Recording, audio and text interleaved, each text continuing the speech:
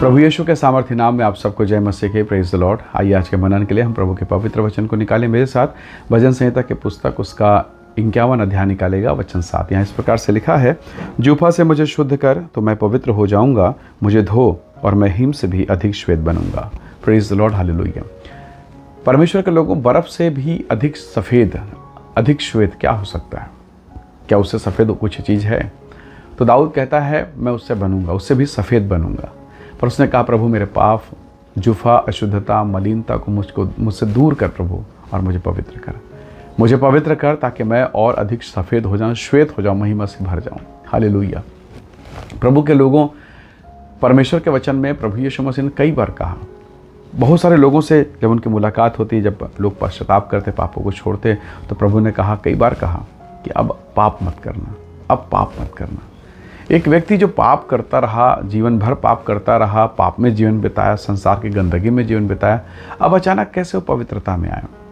तो मनुष्य के स्वभाव प्रयास से संभव नहीं है। यीशु का स्वभाव अगर आ जाए तो ये हो जाएगा। हालेलुया।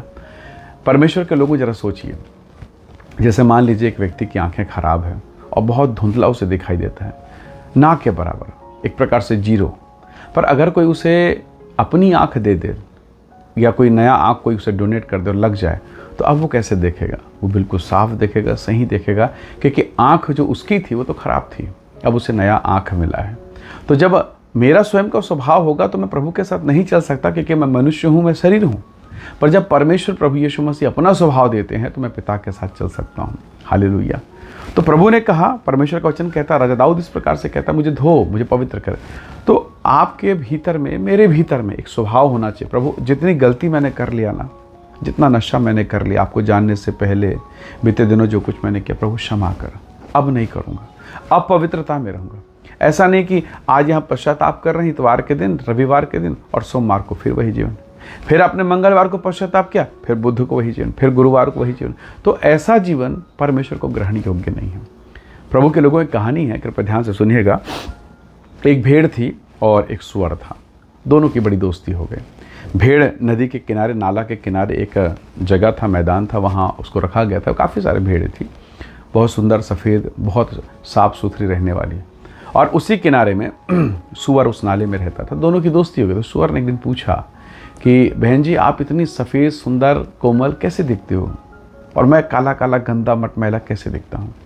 तो उसने कहा कि भाई, वास्तव में आप काले मटमैले नहीं हो, ठीक है, स्किन आपकी, चमड़ी आपकी काली है, पर ये जो बाहरी जो कालापन है, जो घृणा का स्वभाव, ये आपका अपना नहीं है। आप उस जगह को छोड़ दीजिए, साफ हो जाइए, अच्छे हो जाएंगे। अब सुअर उसकी बात को मान के निकला। तो जब वो धोया अपने आप को तो बिल्कुल वाइट हो गया सुअर। सफ़ेद रंग का सुअर आपने देखा होगा, बिल्कुल वाइट हो गया, सुंदर हो गया। अब जो कालापन, गंदगी, कीचड़ सब खत्म हो गया। तो कुछ दिन तक उसके साथ अच्छी दोस्ती रही, भेड़ के साथ चलना, भेड़ के साथ आना जाना, बहुत अच्छा मित्रता रहा। पर उसके मन का जो स्वभाव था ना, वो नाले वाला स्वभाव उसको खींचता था। जब भी गंदगी आती तो उसको खुशबू आता था, जब भी कोई बदबू वाला स्वभाव, घृणा वाला स्वभाव, सुगंध आया तो उससे खुशबू आता था, क्योंकि उसका पुराना स्वभाव था। तो एक दिन भेड़ और वो सुअर दोनों साथ साथ उस नाले के किनारे से होकर गुजर रहे थे। दोनों के दोनों अचानक गिर गए नाले में। तो भेड़ तो उटपटांग, एकदम हड़बड़ा के, उटपटांग तरीके से छटपटाते हुए वो बाहर निकली। भेड़ निकल गई बाहर और वो छी छी करने लगी, क्या हो गया, कैसे हो गया, बदबू, घृणा। वो जाके तुरंत नहाने लगी। पर सुअर नहीं निकला, वो वहीं लोट मार रहा है, वहीं पलट रहा है। बड़ा मज़ा आ रहा है, बरसों के बाद, ओहो पुराने मित्र। भिड़ गया वो तो उसी जीवन में। अब भेड़ आके देखती तो बोले, ओ भैया बाहर तो निकलिए।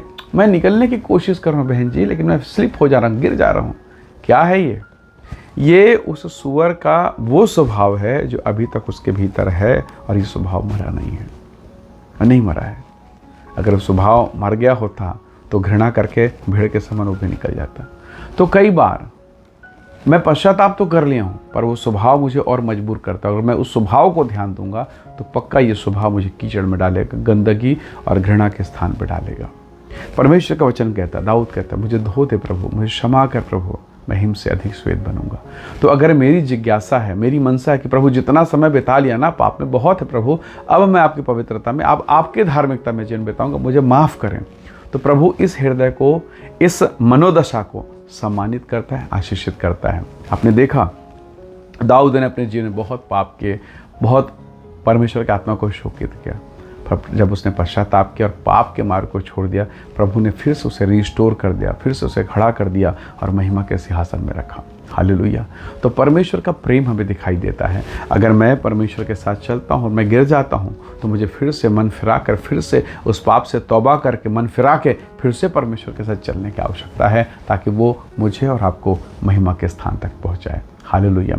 परमेश्वर का वचन कहता है, यीशु ने कहा, तुम्हारा स्वर्गीय पिता पवित्र है इसलिए पवित्र बनो, तुम्हारा बुलाने वाला पवित्र है इसलिए पवित्र बनो। तो बेहतर है कि हम पवित्रता को खोजें, क्योंकि जब आप पवित्रता को खोजेंगे प्रभु की उपस्थिति आएगी, और जब प्रभु की उपस्थिति होगी आपके भीतर में, आपके घर में, आपके परिवार में, तो सब कुछ महिमा से भरा हुआ होगा। हालेलुया। तो जो काम आज नहीं बन पड़ रहे हैं, जो बातें नहीं हो पा रही है, जो असंभव है, कठिन है, पीड़ादायक है, परमेश्वर उसे भी अपनी महिमा में परिवर्तित कर सकता है।